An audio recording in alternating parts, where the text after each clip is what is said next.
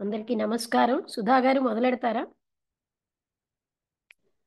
నమస్కారం లక్ష్మి గారు. నమస్కారం అండి.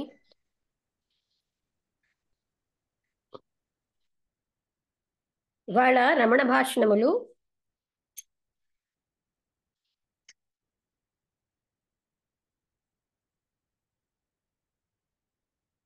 సుధా గారు అన్మ్యూట్ చేయలే.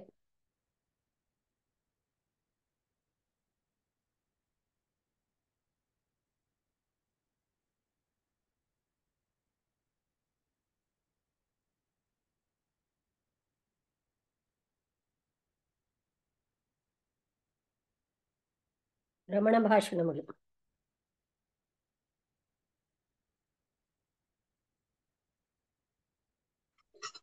నమస్తే అండి. నాకు గబుక్కుని రావట్లా, అది మ్యూట్ చేయడానికి కొంచెం టైం పట్టింది.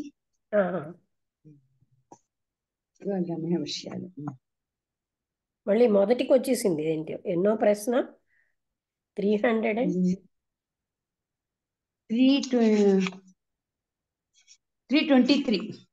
322 వరకు చెప్పారు. 323. ఓకే.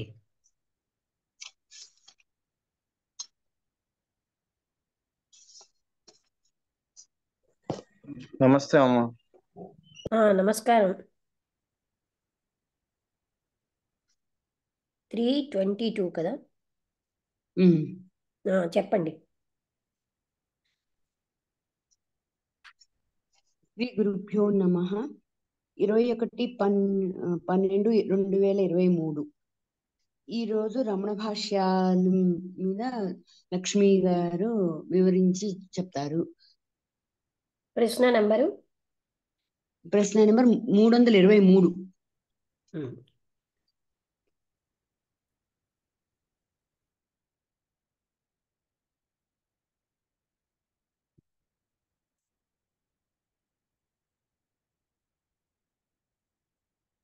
Sorry, lens.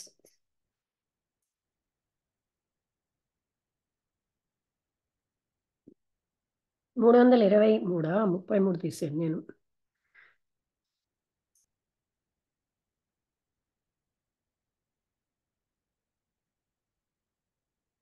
మూడు 323.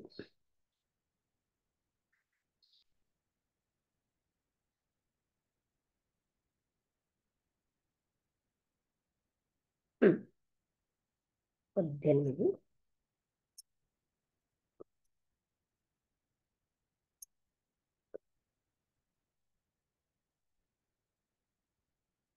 శ్రీరామ్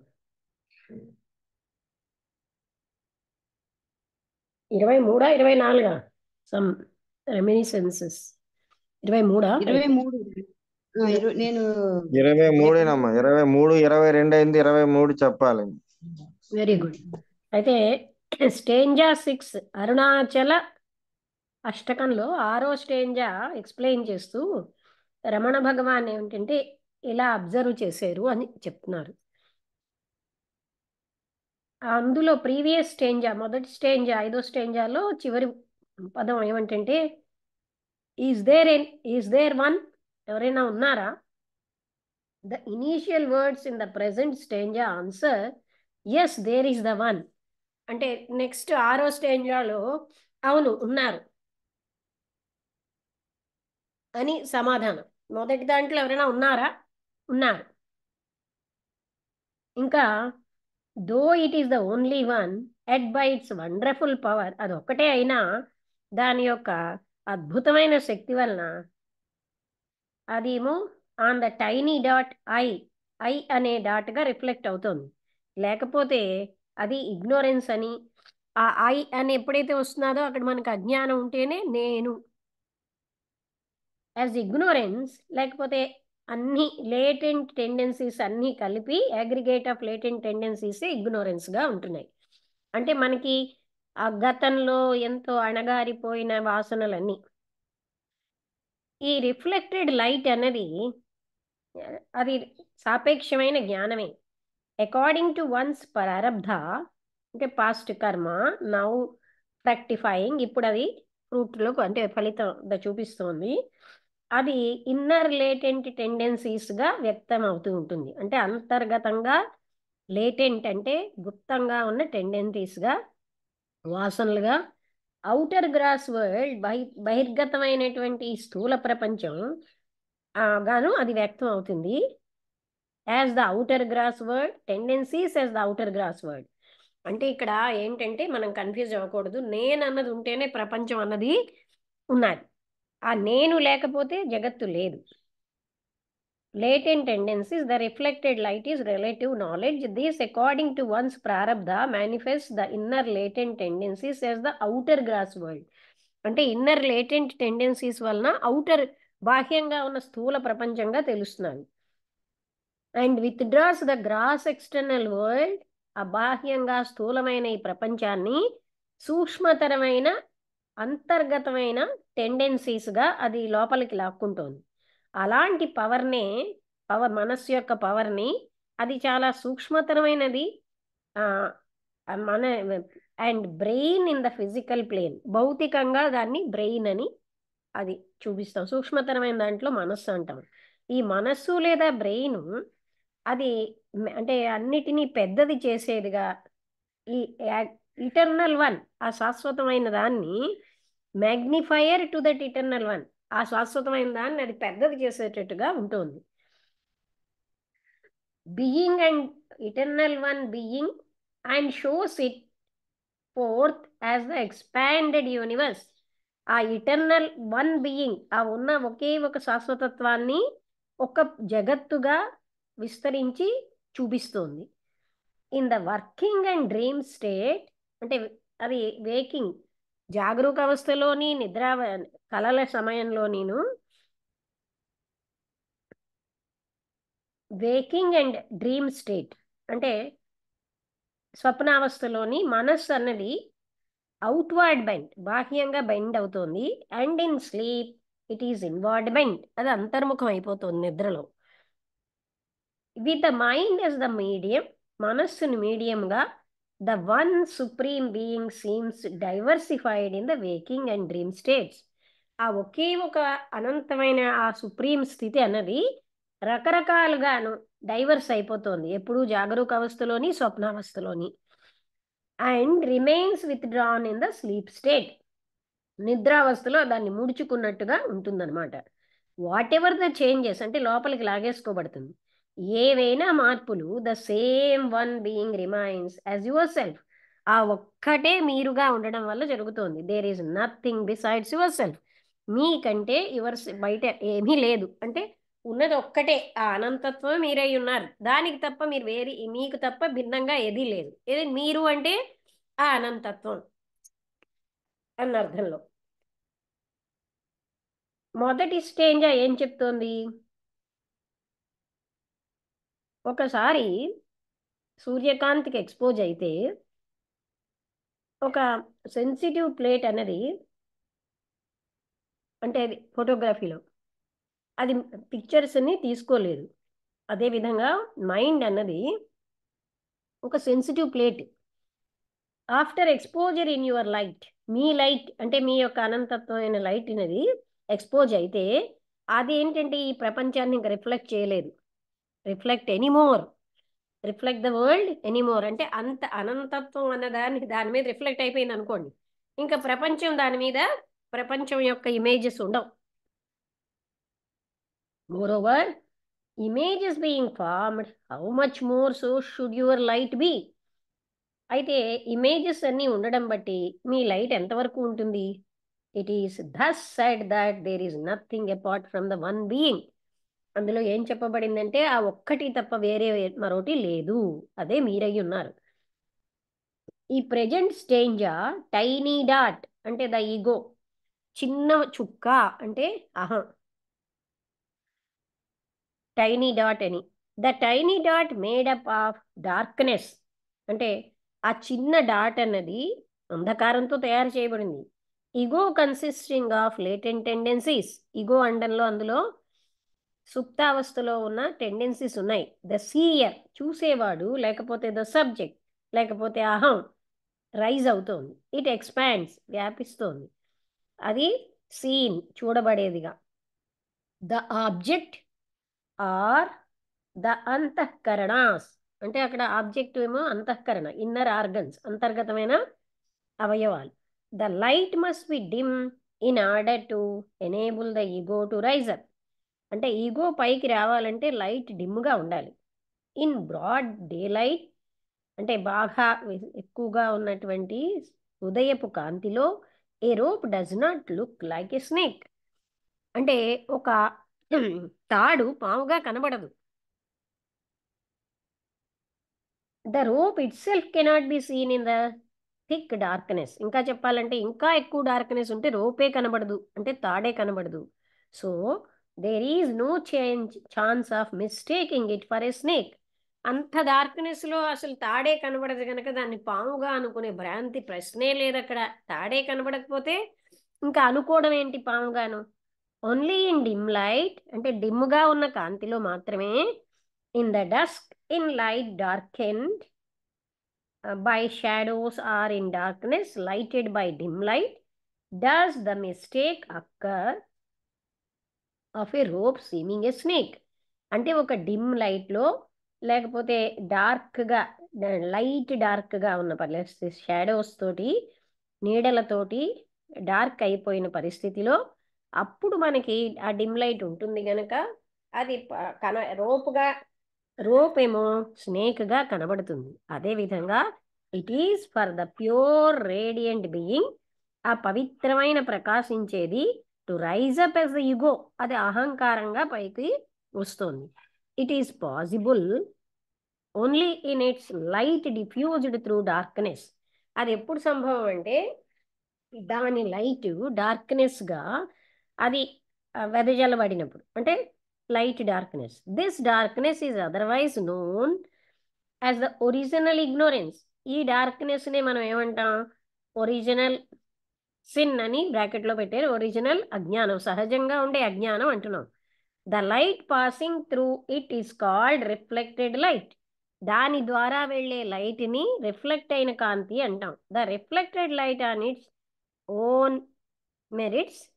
ఈ రిఫ్లెక్టెడ్ లైటు దానికి ఉన్న ఆ లక్షణాల వలన పవిత్రమైన మనస్సుగా మనకి తెలుస్తుంది. Or Ishwara, or God. ఆ ప్యూర్ మైండ్ క్యాపిటల్లో పెట్టి దాన్నే ఈశ్వరుడు లేదా భగవంతుడు అంటాం. Ishwara is well known to be unified with Maya. Ishwara, Maya ఒక్కటిగా ఉన్నాయి. In other words the reflected light is Ishwara. Reflect అయిన ఈ లైటే ఈశ్వరుడు. నేను అనుకుంటాం మీకు అర్థం అయ్యి అవ్వకుండా ఉందా? అర్థమైందా? ఇక్కడ ఏం చెప్తున్నారంటే ఈ తక్కువ లైట్లోనే మనకి తాడు కనిపిస్తుంది. అంటే అది పూర్తి డార్క్నెస్ ఉంటే తాడు కనబడదు, భ్రాంతి లేదు. కానీ ఇక్కడ కూడా మనకి అలా ఉండబట్టే, అంటే ఆ అనంతత్వం యొక్క ఆ ఇన్నర్ ఆర్గన్స్ అన్నదాన్ని ఇక్కడ ఆబ్జెక్ట్గా చెప్పారు, అంతఃకరణని. లైట్ డిమ్గా ఉంటేనే తాడైనా కనిపిస్తుంది. ఇంకా అప్పుడు మిస్టేక్ పూర్తి డార్క్నెస్లో ఇంకా తప్పు పట్టుకోవడానికి తాడే కనబడదు.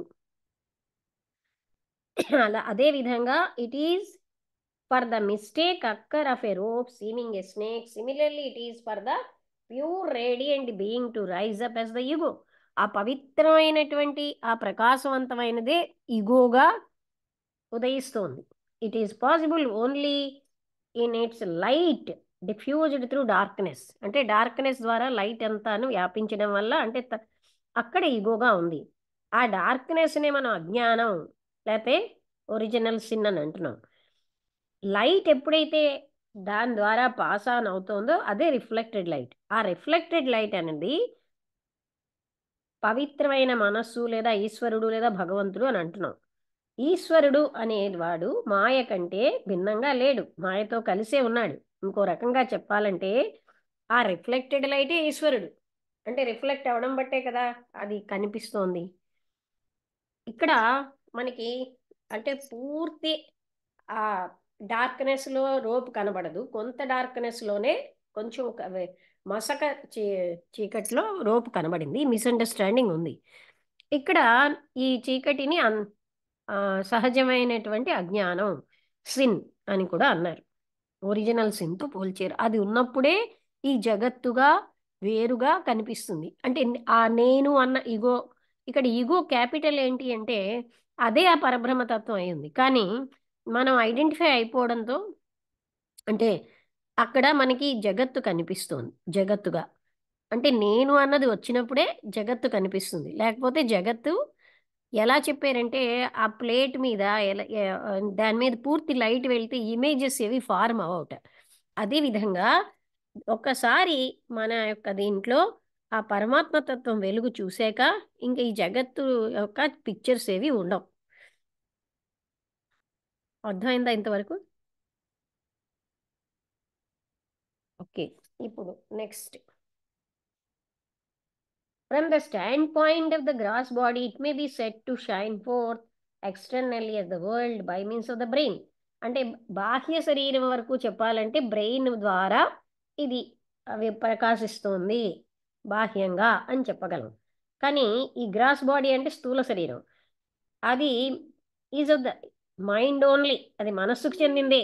The mind may be set to consist of 4 inner organs. మనస్సుకి 4 భాగాలు ఉన్నాయి. The principle composed of thoughts, ఆలోచనలు, ఆర్ ద 6th సెన్స్, దాన్నే 6th సెన్స్ అంటున్నారు. Or combining intellect with the ego, ఇంటెలెక్ట్ని ఈగోని కలపడం, అండ్ చిత్త విత్ మైండ్, అంటే మెమొరీ అన్నీ కలిపితే మెమొరీ ఫ్యాకల్టీని చిత్త అంటాం. It may be taken to consist of 2 parts, the ego and the mind. అందులో 2 భాగాలు, ఈగో అని మనస్సు అని. In the later case the విజ్ఞానాత్మ, the intellectual self or the ego or the seer forms. అంటే ఈ పదాలతో కన్ఫ్యూజ్ అవ్వకండి. ఫార్మ్స్ ద సబ్జెక్ట్ అంటే ఏంటి, ఈ ఈగో వల్ల సబ్జెక్ట్ చూసేవాడు. And the mental sheath are the seen అంటే చూడబడేది, ది ఆబ్జెక్ట్. అదే అందుకే కృష్ణమూర్తి గారు ఏం చెప్తారు, మైండే అంతటిని సృష్టిస్తోంది, మైండే నేనుని సృష్టిస్తోంది, చూడబడే ఈ జగత్తుని మనసులోంచే వస్తున్నాయి, మనస్సే లేకపోతే ఏమీ లేదు. అదే ఇక్కడ చెప్తున్నారనమాట. ఎక్స్టర్నల్ షీత్ని, ఇంటెలెక్చువల్ సెల్ఫ్ని, ఆ ఈగో అక్కడి నుంచే అది అవుతున్నాయి. In the later case the విజ్ఞానమయ intellectual self or the ego of the seer forms the subject, and the mental sheet or the seen చూసేవాడిని అదే తయారు చేసింది, చూడబడేది ఆబ్జెక్ట్ని కూడా మనస్సే. The waking dream and sleep states have their origin in the original darkness. అంటే జాగరూకావస్థ, స్వప్నావస్థ, నిద్రావస్థ, ఈ 3 అవస్థలు కూడా ఒరిజినల్ డార్క్నెస్లో ఉన్నాయి, అంటే మూల అవిద్యలోనే ఉన్నాయి. With the mind out going. ఎందుకు అవిద్య అంటున్నారు అనేదంటే అసలైన విద్య ఏమిటంటే ఉన్న ఆత్మతత్వం ఒక్కటే. అయితే ఇవన్నిటినీ మనం చెప్తున్నాం కదా, ఇదంతా అవిద్యలోకే వస్తుంది, శాస్త్రాలన్నీ అవిద్యలోకే వస్తాయి. అసలైనది ఎప్పుడు కూడా చెప్పబడదు, మనం పదాల్లో విడదీస్తున్నామంటే. అందుకనే జాగ్రత్త, స్వప్న, సుషుప్త అవస్థలు కూడా అవిద్యలోనివే అని ఇక్కడ చెప్పారు. మూల అవిద్య. With the mind outgoing and deriving experiences from its modes in the waking and dream states, and indrawn in sleep, experiencing in the modes of Maya, a unique power regulates all activities of the individuals and of the universe. అంటే mind బాహ్యంగా వెళ్ళినప్పుడు దానిలోంచి ఎన్నో అనుభవాలు రకరకాలుగా వస్తాయి. Waking స్టేట్లో, dream స్టేట్లో కూడా ఉంటాయి. కానీ అది విత్డ్రా అయిపోతుంది, లోపలికి తీసుకోబడుతోంది నిద్రావస్థలో, సుషుప్త అవస్థ. అందుకని ఈ మనసు రకరకాల మాయ యొక్క విధానాలు అనుభవిస్తోంది. ఒకే ఒక పవర్ వీటన్నిటిని రెగ్యులేట్ చేస్తోంది, అన్ని యాక్టివిటీస్ని, మొత్తం జగత్తుని. All these are only phenomena passing through the reflected light. ఏ లైట్ అయితే రిఫ్లెక్ట్ అయ్యిందో అందులోంచి ఇవన్నీ వస్తున్నాయి. On the substratum of the self radiant being. అది సెల్ఫ్ రేడియంట్ బీయింగ్లో ఇవి రిఫ్లెక్టెడ్ లైట్ అన్నమాట. ఇవన్నీ కూడా రిఫ్లెక్ట్ అవుతున్నాయి. అంటే ఇక్కడ ఏం చెప్పారండి, ఒక వస్తువు యొక్క ప్రతిబింబం కనబడాలంటే అద్దం ఉండాలి, వస్తువు ఉండాలి. ఇక్కడ సెల్ఫే ఎవ్రీథింగ్, అంటే అది సర్వసమర్థత కలిగి ఉంది గనక ఆత్మతత్వం, దానికి ఒక వస్తువు అక్కర్లేదు, దర్పణం అక్కర్లే, అదే దర్పణం, అదే వస్తువు కూడా. అందుకే సెల్ఫే సెల్ఫ్ రేడియంట్ బీయింగ్ అని ఇక్కడ అన్నారు. Just as a rope snake cannot be seen in broad day light. బాగా కాంతి వచ్చాక ఆ తాడే పాము అన్న భ్రాంతి ఎలా అయితే పోతుందో, nor rope itself in thick darkness, అదేవిధంగా బాగా చీకటిగా ఉంటే తాడు కూడా కనబడదు. So also the world appears neither in the samadhi state of self shining pure being or in deep sleep. అందుకే ఈ ఇది మనకి ఈ ప్రపంచం మనం బాగా డీప్ స్లీప్లో కనబడదు, లేకపోతే సమాధిలో కూడా కనబడదు. స్వూన్ ఎక్సెట్రా, లేకపోతే మూర్ఛలోని, అంటే ఏదో ఒక రకంగా తెలివి తప్పిపోయి ఉన్నప్పుడు కనబడదు. ఓన్లీ ఇన్ రిఫ్లెక్టెడ్ లైట్, ఈ రిఫ్లెక్ట్ అయిన లైట్లో మాత్రమే, అంటే లైట్ డార్క్నెస్తో కలిసి జ్ఞానంగా అవుతోంది. సాయిల్డ్ బై ఇగ్నోరెన్స్తో అది దానికి బలం వస్తుంది. Can the world not independent of its source, అప్పుడు ఈ ప్రపంచం దాని సోర్స్ కంటే అది వేరేగా లేదు. సీమ్ టు రైజ్ అప్, జగత్ ఎప్పుడు వస్తుంది? అజ్ఞానంతో కలిస్తే. Its diversity to cannot be exclusive, అంటే not independent of its source, seem to rise up, flourish and be resolve. అంటే ఆ సోర్స్ కంటే వేరేగా జగత్తు లేదు, ఆ సోర్స్ అంటే మూలం వల్లే అది ఉత్పన్నమవుతోంది, పోషించబడుతోంది, విలీనమైపోతుంది. Here a play is going on in which the one single being becomes manifold is objectified. ఇక్కడ ఒక నాటకం జరుగుతోంది, అందులో ఒక్కటే ఒక బీయింగ్ అన్నది ఎన్నో రకాలుగా అయ్యి అండ్ దెన్ విత్ డ్రాన్, అది మళ్ళీ విలీనం అయిపోతుంది. అంటే ఇప్పుడు నేను ఎన్నోసార్లు త్రిపుర రహస్యం చెప్పినప్పుడు చెప్పాను, అంటే ఒక్కటే ఎన్నిటిగానో అయి మళ్ళీ అందులోకి వెళ్ళిపోతుంది. అది ఉన్నది ఒక్కటే. There must be a shakti, power to do it and wonderful too. అలా చేయాలంటే ఒక శక్తి ఉండాలి, అది చాలా అద్భుతమైనది. She cannot also be independent of her origin, ఆ శక్తి దాని ఆరిజిన్ కంటే వేరేగా లేదు. In the self shining pure being the shakti cannot be seen, అంటే ఏదైతే ఆ స్వతసిద్ధంగా ప్రకాశిస్తూ ఉన్న ఆ పవిత్రత్వంలో శక్తి ఇంక మనకు కనబడదు. Nevertheless her actions are only too well known, ఆ యాక్షన్సే మనకు తెలుస్తూ ఉంటాయి. హౌ సబ్లైమ్, ఎంత లోతైనది. అంటే ఇలాగ చెప్తూ ఉంటే మనకి త్రిపుర రహస్యం చదివినందువల్ల నేను అనుకుంటాను ఇదంతా కన్ఫ్యూజింగ్గా లేదు. అవునా కదా? కన్ఫ్యూజింగ్గా ఉంటే అడగండి, అక్కడికక్కడే అడగండి, ఎందుకంటే ఇది డౌట్ అడగడం కష్టం దీంట్లో. ఆ సబ్లైమ్ అంటే చాలా లోతైన ఒరిజినల్ యాక్టివిటీ, అంటే వైబ్రేటింగ్ పవర్తో సత్వ ఫీల్డ్ రిఫ్లెక్టెడ్ రిజల్ట్స్. సత్వ ఏం చేస్తుంది? Reflection results, field reflection results తోటి నిండిపోతుంది. From it the rajasic ego, then tamasic thought forms which are commonly known as knowledge. వీటన్నిటిని జ్ఞానం అని పేరు పిలుస్తుంది. ఈ సత్వ రజస్తమో గుణాల లక్షణాలన్నింటినీ నాలెడ్జ్గా అంటున్నాం. Or the light corresponding to the magnifying lens, magnifying లెన్స్కి సంబంధించిన లైట్ అది. Just the artificial light is projected through a lens, కృత్రిమమైన కాంతిని ఒక లెన్స్ ద్వారా మనం ప్రసరింపచేస్తే on to the screen, so the reflected light passes through thought before expanding as the world beyond it. ఇలా చెప్తే మీకు కన్ఫ్యూజన్గానే ఉంది నాకు తెలుసు. అంటే కృత్రిమమైన లైట్ని లెన్స్ ద్వారా మనం పాస్ ఆన్ చేసినప్పుడు అక్కడ మ్యాగ్నిఫైయింగ్ లెన్స్తో, just as the artificial light projected through a lens ఆ స్క్రీన్ మీదకి, సో ఆల్సో అదే విధంగా మనకున్న రిఫ్లెక్టెడ్ లైట్ ఏం చేస్తుంది? థాట్ అనే దాని ద్వారా అదే మ్యాగ్నిఫై చేస్తుంది. Before expanding as the world, అది వరల్డ్గా ఎక్స్పాండ్ అవ్వకముందు థాట్ మీదకి ఆ లైట్ ప్రొజెక్ట్ అవుతుంది.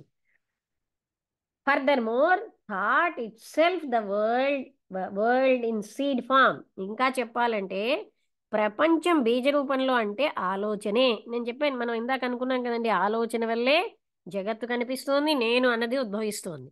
సో ఈ ఆలోచనే, అంటే మనస్సే జగత్తుని సృష్టిస్తోంది.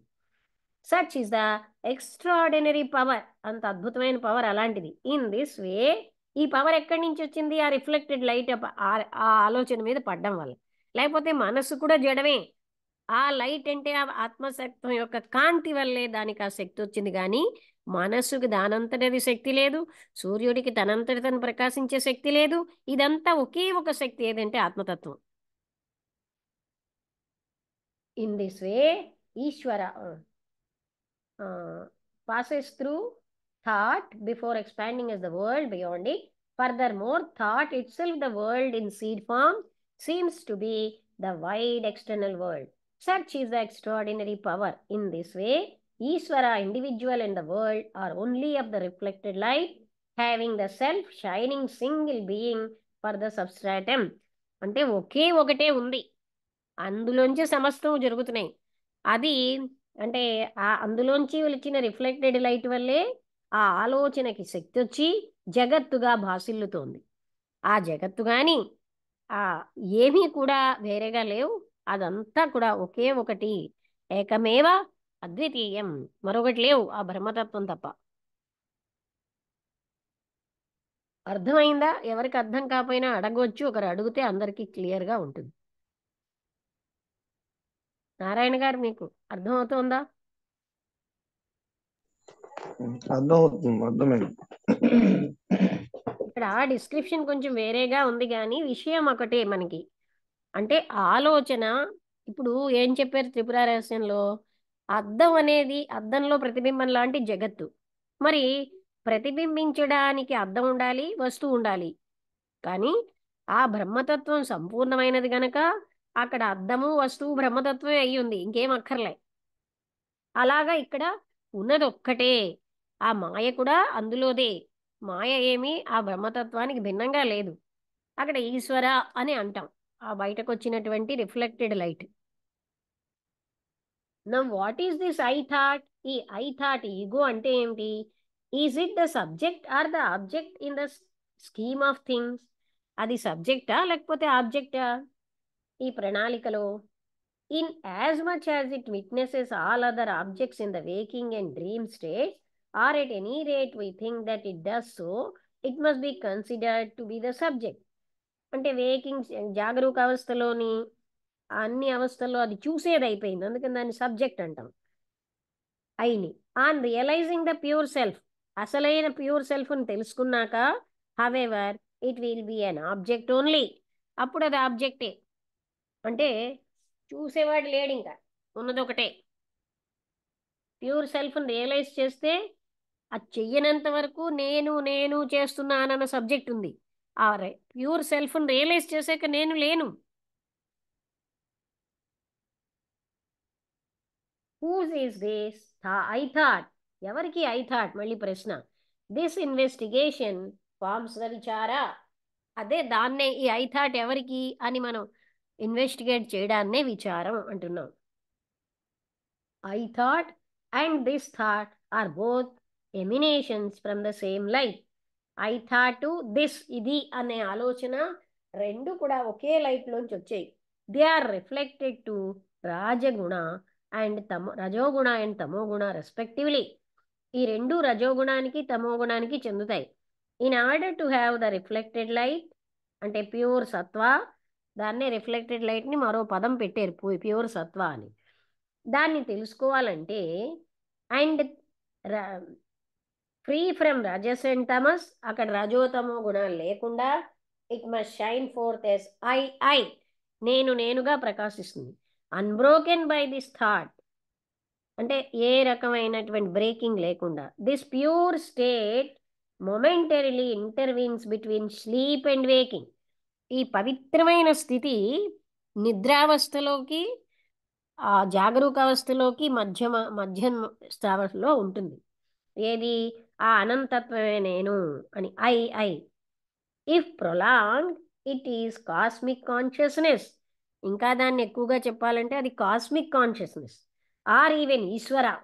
This is the only passage to the realization of the self shining supreme being. అనంతమైన పరమాత్మతత్వాన్ని తెలుసుకోవడానికి ఇది ఒక్కటే మార్గం.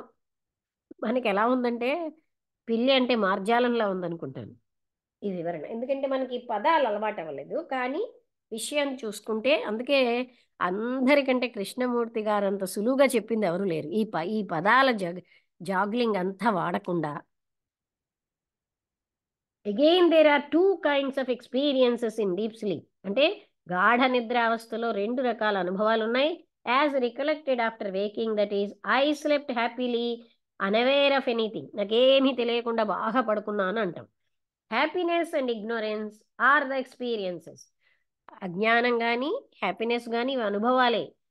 Thus we see the power modified as I, avarana, and అదే darkness, vikshepa, diversity. The mind is the result of vikshepa. అంటే ఈ ఐగా చూసేవాడు గాను చూడబడేది గాను మళ్ళీ అక్కడ ఆ పవర్ మోడిఫై చేస్తుంది. ఇలాగా అంటే ఆవరణగా అంటాం, విక్షేపం అంటాం. విక్షేపం అంటే చూడబడేది. డైవర్సిటీ, ఈ భిన్నమైన జగత్తంతా. మైండ్ అన్నది రిజల్ట్ ఆఫ్ విక్షేప. విక్షేపం యొక్క ఫలితంగానే మనస్సు అన్నది వస్తుంది. ఇక్కడ కాపుదాం. ఇది చాలా పెద్ద ప్రశ్న. 323 ఒక్కటే చాలు. ఇది ఒక జూమ్ అయిపోతుంది. అంటే ఇక్కడ విషయం మీద మనకి ఈ రకమైన పదాలకి అలవాటు అవ్వట్లేదు కనుక మనకు ఆ పదాలు అలా ఉన్నాయి. కానీ ఇక్కడ మహర్షి గారు చెప్పేది కూడా సేమ్ థింగే. అంటే ఉన్నది ఒక్కటే, అదే రిఫ్లెక్టెడ్ లైట్గా అయ్యి నేనుగా మనకి ప్రతిఫలిస్తోంది. అదే ప్రపంచంగా కనబడుతోంది.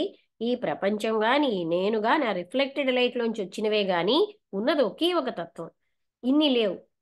అయితే అవి తెలుసు కనబడాలన్నా కొంత జ్ఞానం, అంటే కొంత ఎలా అయితే డార్క్నెస్, కొంచెం డార్క్నెస్లోనే తాడు కనిపిస్తుందో అలాగ పూర్తి అజ్ఞానంలో ఏమీ లేదు అని ఆ విధంగా చూపిస్తున్నారు. అలాగే పూర్తిగా అది వేకింగ్ స్టేట్ అనేది అజ్ఞానం అయితే, సుషుప్తావస్థ పూర్తి డార్క్నెస్తో పోల్చారు.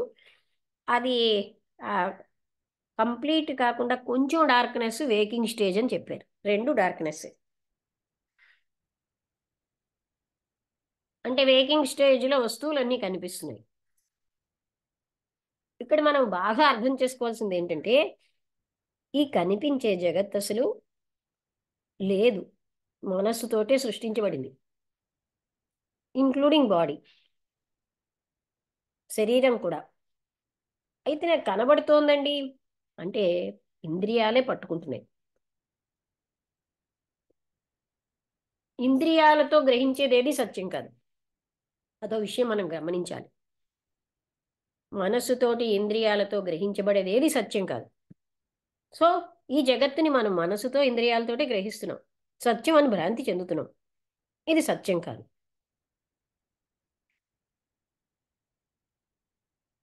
సుధా గారు ఏమైనా డౌట్స్ ఉన్నాయా?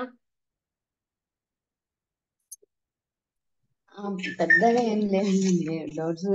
ఈ చివర్లోనే అజ్ఞానం, చివర్లో మీరు చెప్పారు కదా, నిక్షేపంగాను చూడబడేవాడు నిక్షేపంగా అనుకోండి. అది కొంచెం అదే అంతకుమించి ఇంకేం లేదు. అంటే అది కొంచెం నాకు విక్షేపం అదే అంటే మళ్ళీ పెద్దగా కనిపిస్తున్నది కదా రకరకాల వస్తువులుగా, అది విక్షేపం. రకరకాల ఓకే ఓకే. నిక్షేపం అంటే రకరకాల వస్తువులు కనిపించాయి. ఆ చూసేవాడు మిథ్యా, నేను మరొకటి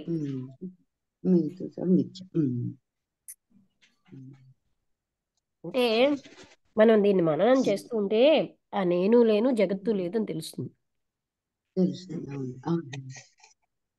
నేను జోక్ వేసేదాన్ని కదా, మీరు లేదు ఏమని, ఈ లేని దానికి ఇంత కొట్టుకుపోతున్నాం, జన్మలు జన్మలు తీసుకుంటున్నాం, లేదని మనం ఎప్పుడూ ఫీల్ అవ్వట్లేదు. ఎందుకు? మనకి ఇంద్రియాల మీదే నమ్మకం. ఇది నిజమండి అంటే ఏమిటి? ఇంద్రియాలతో చూస్తేనే, ఇంద్రియాలు చెప్పేది ఏది సత్యం కాదని మళ్ళీ చెప్తున్నారు.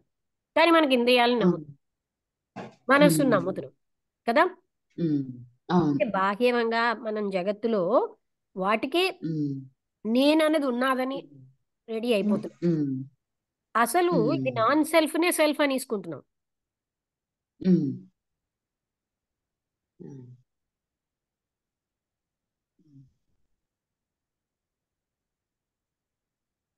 ఇంకేమైనా డౌట్స్ ఉన్నాయా?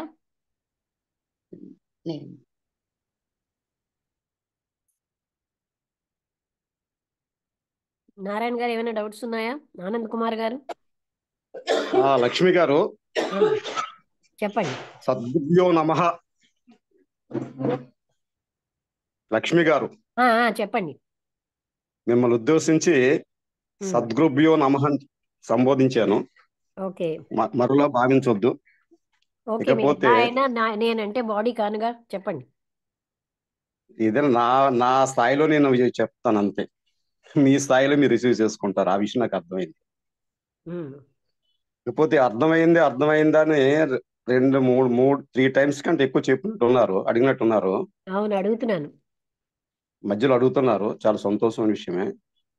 ఇకపోతే నాకు అర్థమైన విషయం ఏంటంటే, ఉమ్, కొన్ని ఆధ్యాత్మిక పదాలైన కొన్ని ఇంగ్లీష్ పదాలని కొన్ని తెలుగులో నాకు కొన్ని పదాలకు అర్థం తెలిసింది. కొన్ని. ఉమ్, ఇకపోతే మొత్తం టాక్లో ఉమ్, ఏదైతే మీరు చెప్పారో అది నాకు అర్థమైన తర్వాత వింటున్నాను.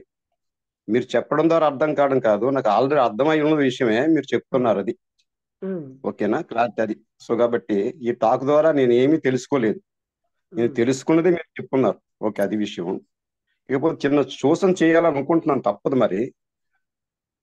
ఇక్కడ అర్థమవుతుందా అని మీరు అడుగుతున్న క్రమంలో అర్థం అవ్వాలంటే ఉమ్, ఈ సబ్జెక్ట్ కి పరిచయం ఉండాలి. గతంలో ఒక మాట చెప్పుకున్నాను.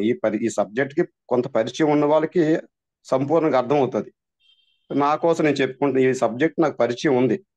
అలాగే నారాయణ లాంటి వాళ్ళకి, మిగతా వాళ్ళకి పరిచయం ఉండొచ్చు. బట్ ఉమ్, అందరికీ అర్థం అవ్వాలంటే అందరికి కొంత పరిచయం ఉండాలని గతంలో చెప్పిన మాట ఇప్పుడు చెప్తున్నాను, ఒకటి. అవును. ఇక రెండోది, మీకు ఇచ్చే సలహా ఏంటంటే, మీ వరకు చెప్పి మీకు మీతో మాట్లాడుతున్నాను. ఉమ్, ఇప్పుడు మీ విషయంలో నేను విన్నది ఏంటంటే, మంచి టీచర్ అనే ఒక ఎప్రిషియేషన్ ఉంది మీ స్కూల్లో మీరు పనిచేస్తున్న క్రమంలో.